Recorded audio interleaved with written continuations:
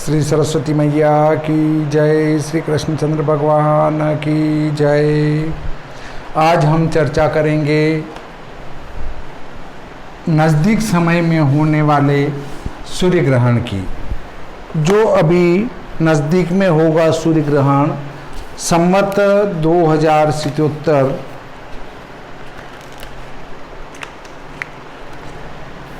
संवत 2077 आषाढ़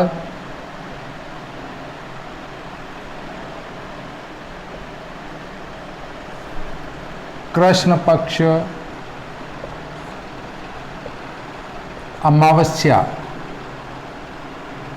अमावस्या को होगा सूर्य ग्रहण। इसके अनुसार वार रहेगा रविवार, अमावस्या रविवार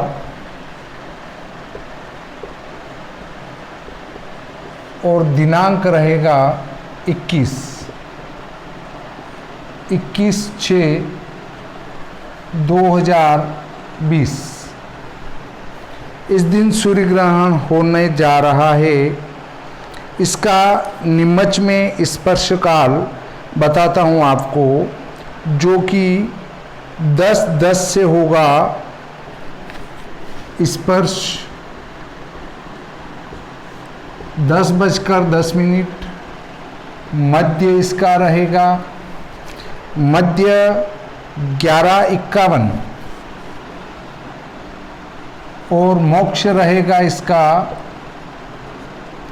1:40। 1:40 पर मोक्ष होगा। किसी भी सूर्य ग्रहण का सूतक उसके स्पर्श काल से 12 घंटे पहले होता है। तो दिन में स्पर्श हो रहा है तो इसका सूतक रात्रि में ही लग जाएगा।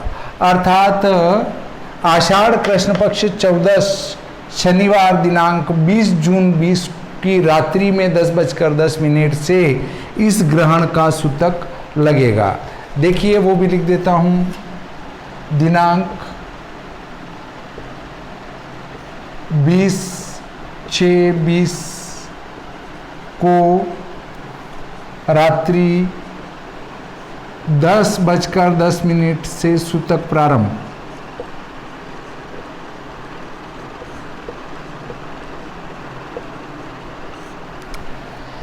अब चूंकि जो भी सूर्य ग्रहण रविवार को घटित होता है उस ग्रहण का नाम होता है चूड़ामणि ग्रहण। चूड़ामणि ग्रहण ये कोई बड़ी भारी बात नहीं है कि ये कई वर्षों में चूड़ामणि ग्रहण आ रहा है। चूड़ामणि सूर्य ग्रहण आता रहता है। दूसरी बात, ये ग्रहण 2 प्रकार से घटित होगा। नंबर 1 कंकणाकृति, नंबर 2 खंडग्रास।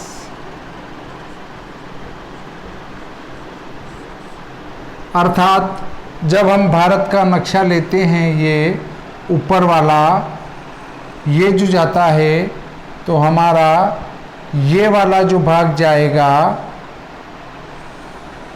उत्तराखंड में होकर ये पट्टी जो निकल जाएगी नेपाल तक।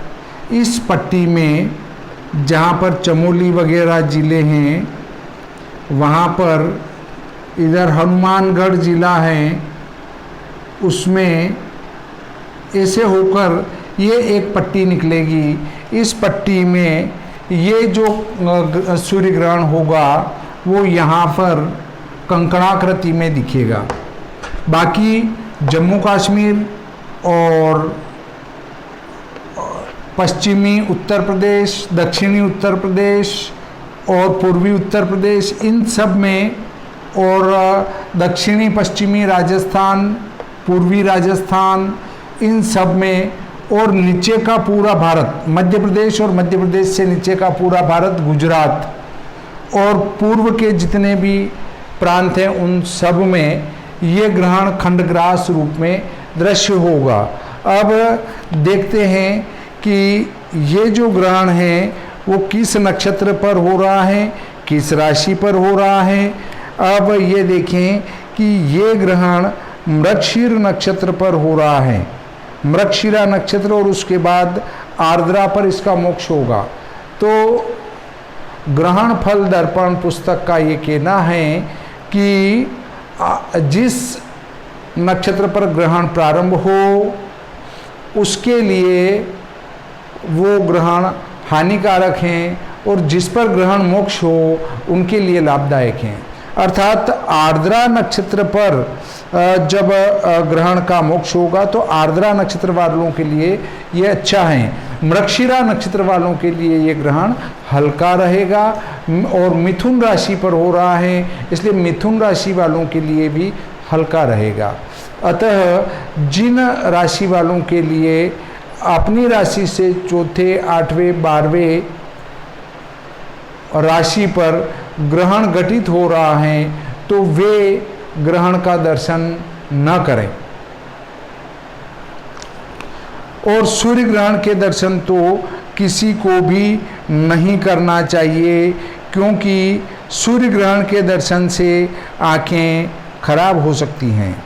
अब ये ग्रहण भारतवर्षीय भूभाग के अलावा म्यांमार, दक्षिणी रूस, Mongolia, Bangladesh, Sri Lanka, Thailand, Malaysia, Korea, Japan, Indonesia, पूर्वी Australia, Africa, Iran, Iraq, Afghanistan, Nepal, Pakistan आदि में खंडग्रास रूप में दृश्य होगा। अफ्रीका के कुछ क्षेत्र, यमन, ओमान, दक्षिणी पाकिस्तान, दक्षिणी चीन का कुछ भाग, ताइवान तथा भारत में पोखरी, उखीमठ, अगस्त मुनि, चोपता, मयाली, घनसाली, झेलम, टेरी, नई टेरी, चंबा, देहरादून, जगदारी, यमुनानगर, शरीफगढ़, कुरुक्षेत्र, थानेसर, नंदा देवी नेशनल पार्क, अनूपगढ़, श्री विजयनगर, अमरपुरा, जातन, सूरतगढ़, रंगमहल, मेहरवाला, सीलवाला खुर्द, द्रोणागिरी, चमोली, जोशीमठ, पिपलकोटी, रुद्रनाथ, गोपेश्वर आदि में ये कंकणाकृति में दिखाई देगा। एक वीडियो में ये भी बताया है कि ये अमेरिका में भी दिखाई देगा, तो न उत्तरी अमेरिका में दिखेगा न दक्षिणी अमेरिका में दिखेगा, क्योंकि वहाँ पर इस समय रात्रि रहेगी तो ग्रहण दिखने का सवाल ही नहीं आता है। अब देखें राशिफल। मेष राशि वालों के लिए ये धन प्राप्ति कारक हैं, वृषभ राशि वालों के लिए हानिकारक हैं, मिथुन वाले के लिए घात कारक हैं, कर्क राशि वाले के लिए हानिकारक हैं, सिंह राशि वाले के लिए लाभदायक हैं, कन्या राशि वाले के लिए सिद्धिदायक हैं, तुला राशि वाले के लिए मान क्षय कारक हैं, वृश्चिक राशि के वाले के लिए रोग कारक हैं, धनु राशि वाले के लिए जीवन साथी से कष्ट, मकर राशि वालों के लिए सौख्य कारक हैं, कुंभ राशि वालों के लिए चिंता कारक हैं और मीन राशि वालों के लिए ये विध्वंस कारक हैं। यह ग्रहण चीन के लिए अशुभ रूप से घटित हो रहा है। चीन को चिंता पालने की जरूरत है, क्योंकि ये चीन को क्षति पहुंचाएगा, यानी चीन में और कोई उपद्रव होने के आसार दिखते हैं। अब देखते हैं कि ग्रहण से अष्टम भाव में गुरु शनि पड़ेंगे और शनि स्वक्षेत्री होने के कारण से ऐसी कोई विशेष बुरी स्थिति नहीं दिखती है।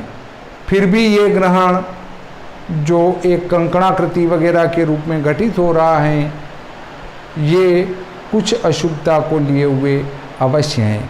फिर भी हमें भयभीत होने की आवश्यकता बिल्कुल भी नहीं है। अब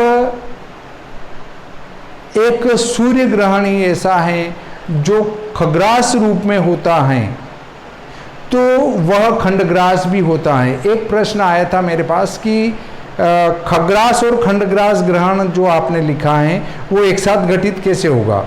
तो सूर्य ग्रहण एक स्थान पर खग्रास दिखता है तो दूसरे स्थान पर वो खंडग्रास दिखता है।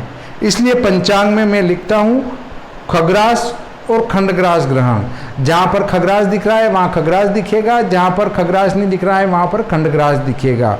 इसलिए सूर्य ग्रहण द्विधा होता है, हमेशा दो प्रकार का होता है। एक कुछ स्थानों पर वो, ज़्यादा स्थानों पर वो खंडग्रास दिखेगा और कुछ स्थानों पर ऐसी हल्की पट्टी आएगी वो ही खग्रास वाली होगी।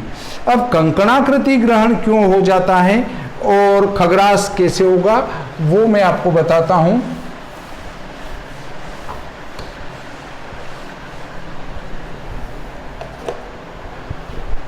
आकाशमंडल में जो सूर्य का गोला है वो बड़ा है, पर दूर होने से वो छोटा दिखता है, और चंद्र का गोला छोटा है परंतु वो पास होने से सूर्य के लगभग बराबर दिखता है। तो जब इनकी गतियों की विशेष स्थिति के कारण सूर्य का गोला बड़ा दिखे और चंद्र का गोला छोटा दिखे और ग्रहण घटित हो, तो वो गोला जब पश्चिम से आकर बादल की तरह से ढकता हुआ उस सूर्य के गोले के अंदर ठीक पूरा पूरा अंदर आ जाए, ये ऐसा, तो ये वाला जो भाग रहेगा वो पूरा काला दिखेगा। अंदर वाला भाग जो चंद्र बिल्कुल उस सूर्य के गोले के अंदर आ चुका है वो भाग आपको काला दिखाई देगा, और बाकी जो बचा हुआ भाग है वो आपको चमकता हुआ दिखाई देगा। तो कंकण मतलब कंगन, कंगन मतलब हम जो भी गहने पहनते हैं वो पूरे गोल रूप में चमकते हुए दिखते हैं, इसलिए इसको कहते हैं कंकणाकृति सूर्य ग्रहण। चंद्र ग्रहण कभी भी कंकणाकृति नहीं होता है। ये कंकणाकृति की स्थिति कि ये बाहर से पूरा चमकता है और अंदर से पूरा काला हो जाता है। अब एक स्थिति बनती है कि सूर्य का गोला भी छोटा और चंद्र का गोला भी उसके बराबर, तो ठीक सूर्य के गोले को चंद्र का गोला ढक लेगा। तब ऐसी स्थिति में ये पूरा का पूरा भाग ही काला दिखाई पड़ेगा, और जब पूरा का पूरा काला भाग काला दिखाई देगा तो उसे कहेंगे खग्रास सूर्य ग्रहण। ये खग्रास सूर्य ग्रहण है और ये भी खग्रास सूर्य ग्रहण है, परंतु ये बाहर से चमकने के कारण से इसे कंकणाकृति सूर्य ग्रहण कहते हैं। ये आपको भेद समझ में आ चुका होगा, कंकणाकृति सूर्य ग्रहण, और ये होता है खग्रास। अब आप ये बात समझ चुके होंगे कि कंकणाकृति सूर्य ग्रहण क्या है और खग्रास क्या है। यदि आप इस कंकणाकृति ग्रहण को देखने की इच्छा रखते हैं तो चमोली चले जाएं, वहाँ पर आपको इस ग्रहण का दर्शन 21 जून को दिन में हो जाएगा। ग्रहण से संबंधित आपको किसी भी प्रकार से भयभीत होने की आवश्यकता नहीं है। वैसे सूतक में भोजन, पूजन आदि का निषेध माना गया है, परंतु यदि बालक हों, वृद्ध हों, असमर्थ हों तो उनको सूतक काल में भोजन कर लेना चाहिए। जिनके शुगर हैं उनको सूतक काल में भोजन कर लेना चाहिए। जिनको दवाई लेनी है उनको सूतक काल में भोजन कर लेना चाहिए। अब जब आपका ग्रहण घटित होगा तब आपको भोजन से और खाने पीने से बचना चाहिए। ये आपका समय रहेगा 10 बजे के लगभग से ग्रहण चलेगा, तो आप 21 जून को सुबह 9 साढ़े 9 बजे ही भोजन करके निपट जाएं। भाई आप और फिर दिन में 1:40 के बाद में या 1:45-2 बजे के बाद में शुद्ध जल से स्नान करने के बाद पवित्र होकर उसके बाद फिर भोजन शाम के समय का बनावें। परंतु यदि आप समर्थ हैं तो 20 जून की रात्रि को 10 बजे से लगाकर 21 जून के दिन में 1:40 तक कुछ भी खाने पीने से बचें, क्योंकि सूतक में और ग्रहण काल में भोजन करना निषेध है। इस दिन वैसे भी अमावस्या को कोई शुभ कार्य होता ही नहीं है, इससे शुभ कार्य के संबंध में तो विचार करने की आवश्यकता ही नहीं है। अब देखें, इसके एक दिन पहले चतुर्दशी है, तो उस दिन भी आपका कोई शुभ कार्य होता ही नहीं है, क्योंकि चतुर्दशी रिक्ता तिथि है। उसके एक दिन बाद तो अमावस्या के दूसरे दिन की तिथि भी शुभ कार्य में वर्जित की गई है। इससे आपका ग्रहण का शुभ कार्य से कोई संबंध नहीं आ रहा है, क्योंकि ग्रहण हो न हो हम शुभ कार्य करेंगे ही नहीं। अतः आप ये समझ चुके होंगे कि ये ग्रहण किसके लिए हानिकारक हैं, किसके लिए शुभ हैं। खंडग्रास क्या है, खग्रास क्या है। खंडग्रास तो वो ग्रहण है जो ये सूर्य का गोला है, इसमें ये चंद्र का गोला आया, इतना प्रवेश किया, इधर से प्रवेश करके यहाँ से निकल गया और ये भाग चमकता हुआ रह गया सूर्य का। तो ऐसी स्थिति में ये खंडग्रास, ग्रास यानी ग्रहण करना, खंड यानी कुछ भाग को ग्रसित करने के कारण इसको खंडग्रास कहते हैं। ये पूरा अंदर चला जाने के कारण से कंकणाकृति कहते हैं, और ये पूरा ढक लेने के कारण इसको खग्रास कहते हैं। ये ग्रहण की 3 पोजीशन होती हैं, इसको भी समझ चुके होंगे, और ये चिन्ह के लिए हानिकारक हैं, इसको भी समझ चुके, और अपने लिए भी हानिकारक हैं, ये भी आप अच्छी तरह से समझ चुके हैं, और किसके लिए शुभ हैं ये भी आप समझ चुके हैं।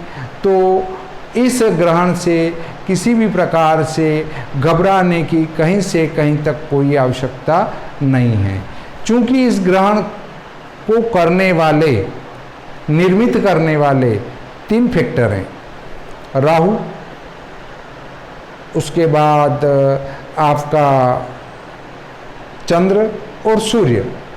तो यदि आपको किसी को डर लगे तो सूर्य, चंद्र, राहु और केतु को भी सम्मिलित कर लो। इन चारों के जप कर लेना चाहिए। चारों के मंत्रों का जप करने से आपको अशुभ फल की प्राप्ति नहीं होगी। फिर भी यदि आपको लगे कि साहब ये चारों मंत्र नहीं करें तो और क्या करें, तो आप श्री विष्णु सहस्त्र नाम स्तोत्र के 11 पाठ कर लेंगे तो भी आपके अशुभ फल का निवारण हो जाएगा। दूसरी बात, आप महामृत्युंजय, मृत्युंजय, लघु मृत्युंजय, मृत संजीवनी आदि में से किसी भी मंत्र का जप करेंगे तो भी आपके ऊपर अशुभता का प्रभाव नहीं रह पाएगा। इस प्रकार आज मैंने आपको चूड़ामणि सूर्य ग्रहण की जानकारी दी, जो कि संवत 2077 आषाढ़ कृष्ण पक्ष अमावस्या रविवार को दिन में घटित होने वाला सूर्य ग्रहण है। इस दिन 21 जून 2020 रहेगी। तो ये प्रकरण आज का संपूर्ण होता है। मैं श्री भादव माता पंचांगकर्ता ज्योतिषाचार्य पंडित भागीरथ जोशी, नीमच मध्य प्रदेश से। मेरे द्वारा लिखी गई पुस्तकें विश्व सायन लग्न सारिणी, विश्व दिनमान सारिणी, विशोपका नयनम, भविष्य फल मार्तंड आदि हैं। श्री सरस्वती मैया की जय, श्री कृष्णचंद्र भगवान की जय।